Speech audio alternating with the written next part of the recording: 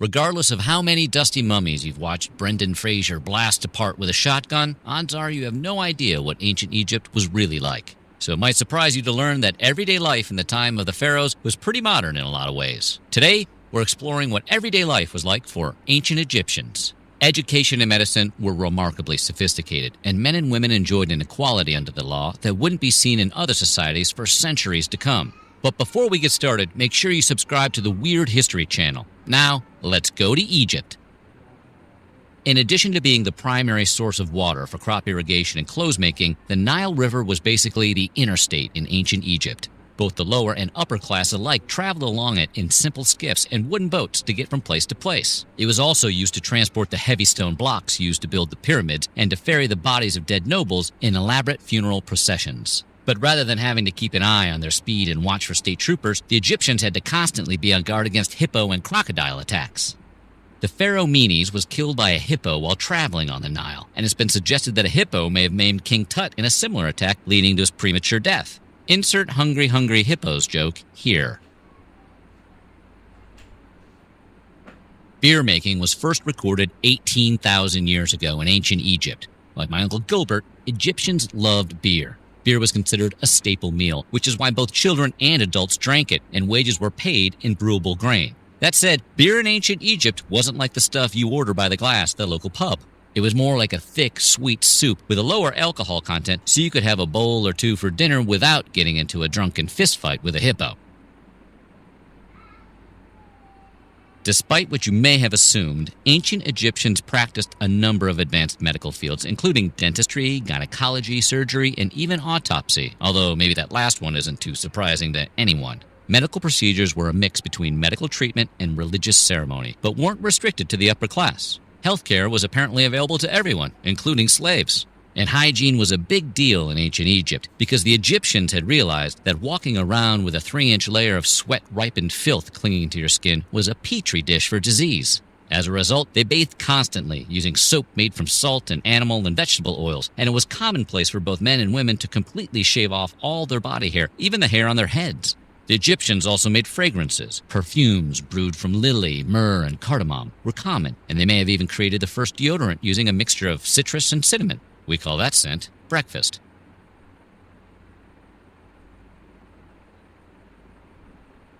Despite the undeniable anatomical knowledge the ancient Egyptians possessed, they hadn't figured out everything about the human body. They believed that the mind was located in the heart, or ib, and that all thoughts originated from it. The heart was also thought to be the seat of intense emotions like love, sadness, and bravery, a belief shared by almost every culture. As for the brain, the ancient Egyptians clearly didn't think much of it because it was simply thrown in the trash during the mummification process. Maybe they thought it was just skull filling. The judicial system in ancient Egypt was split between two courts, the Kenbet and the Great Kenbet. The lower Kenbet basically dealt with misdemeanors, while the Great Kenbet was reserved for serious crimes like robbery and murder. Typically, the pharaoh's vizier ruled over each case, with ultimate judgment coming from the pharaoh himself. But in especially complicated cases, the courts would defer to the wills of the oracles, or since the oracles never bothered to show up, the statues of the oracles. In these cases, both the prosecution and the defense teams would write out their arguments on a slip of paper and place them on opposite sides of the street. Whichever direction the statues appeared to lean more towards was declared the winner, and the defendant was judged accordingly. That is the most elaborately arbitrary system of justice ever. As we mentioned earlier, gynecology was a medical field present in ancient Egypt. But much like the heart and brain debate, the ancient Egyptians hadn't quite worked out all the kinks yet. They knew that sex led to childbirth, but they believed the womb was connected to the alimentary canal, the path that carries the food from your mouth to your anus. So in order to test whether or not a woman was fertile, a clove of garlic was inserted into a woman's hoo-hoo. And if the garlic could be smelled on her breath, it meant she was able to bear children. If the garlic couldn't be smelled, that meant there was some kind of blockage or obstruction, and kids were out of the picture. While garlic is a fine ingredient in penne pasta, we cannot recommend its use in this scenario. Board games were a popular pastime in ancient Egypt, and easily the most popular one was a game called Senet. Senet was played on an elongated chess-style board, with each player rolling dice or throwing sticks to move their pieces. Senet was so popular that paintings of Nefertari playing the game have been discovered on ancient temple walls. Archaeologists have yet to discover evidence of anyone playing Hungry Hungry Hippos. That game just hit too close to home. In modern cultures, male infants are circumcised at birth, but in ancient Egypt, it was seen as more of a rite of passage into manhood, and as such, it wasn't performed until much later. There are temple paintings depicting priests performing the procedure on boys in their mid to late teens, in case you were wondering whether or not nightmares existed in ancient Egypt. History is unclear about the cultural significance of circumcision in ancient Egypt. For instance, most pharaohs were circumcised, but the procedure was also done to humiliate captives and mark slaves. Confusing.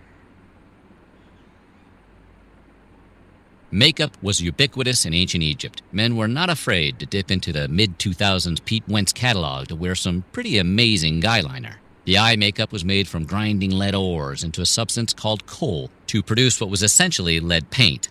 The makeup used by ancient Egyptians was high in nitric oxide, which boosts the immune system and helps fight off disease. So the eyeliner might have had the added effect of protecting the eye from infections while hopefully balancing out that whole lead poisoning thing. Temples in ancient Egypt were true community centers in that they acted both as places of worship and as depositories for the nation's wealth. That meant for most of the period, each temple was also a granary. Remember earlier when we said that people were paid in beer? That's partially because beer is delicious, but mostly because money just didn't exist yet. Coinage didn't appear in Egypt until much later, which meant grain was the currency everyone used. Administrators at each temple would dole out grain accordingly to pay everyone's wages, with a low-income job bringing home about 10 loaves of bread and 2 jugs of beer. Despite living next to one of the mightiest rivers in the world, people in ancient Egypt didn't eat much fish. In fact, they ate very little meat at all. The ancient Egyptian diet consisted mostly of wheat and barley, which makes complete sense when the majority of your population is paid in bread and beer. Fruits and vegetables such as celery, dates, pomegranates, and of course garlic were also plentiful, and even though meat wasn't common, it was still occasionally enjoyed during festivals. Or if you were rich, pretty much whenever you felt like having a steak. If you've ever lived close to the equator or watched Miami Vice in the 80s, you're familiar with the appeal of linen clothing. Linen is specifically good for hot weather because it's a thin, breathable fabric that feels cool to the touch, and the ancient Egyptians made plenty of it. Linen was made by picking flax plants from the banks of the Nile and spinning them into threads that could be then woven into cloth.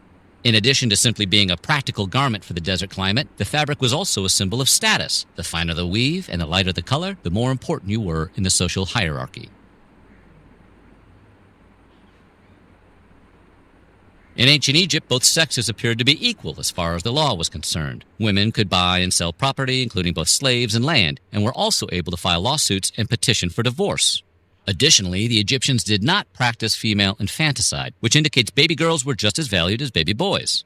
This seems like the absolute bare minimum of gender equality until you consider that the practice was common in other societies of the same time period. When the Greeks conquered Egypt in 332 BCE, they were surprised to find that Egyptian women had more independence and civil liberty than Greek women, which we assume some Greek general discovered when he tried to give an Egyptian noblewoman his drink order.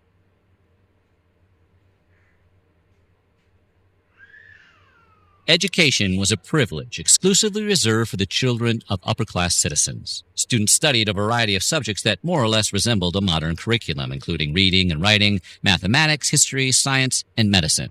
The wealthiest kids, such as the Pharaoh's sons and the sons of nobility, went to the prince's school. But scholarships did exist that allowed certain exceptional lower-class students to attend. It's unclear whether the scholarship was awarded in beer.